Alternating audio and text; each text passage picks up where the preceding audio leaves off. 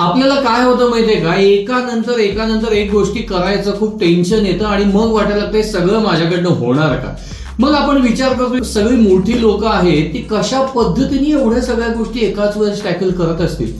तर एक लक्षात घ्या, काय माहितीये का, आपल्यावर जो लोड आलाय ना किंवा आपल्याला जो लोड वाटतो त्याच्यामुळे आपण कधीच तुटून पडत नाही. आपण तो लोड कसा कॅरी करतोय ना याच्यावरनं आपण तुटून पडतो. म्हणजे आपण जर का तो लोड टॅक्टिकली हँडल करायला शिकलो तर तो लोड कॅरी करणं हीच आपली कदाचित ताकद बनू शकते. आता हे कसं करायचं, सगळ्यात पहिली गोष्ट, सगळ्या गोष्टी लिहून काढायला शिका, त्याला प्रायोरिटाईज करायला शिका.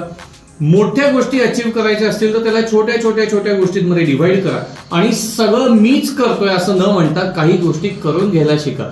बघा, तुम्हाला जो कामाचा तणाव आलाय तो खूप इझिली तुम्ही स्वतः चांगल्या पद्धतीने टॅकल करू शकाल.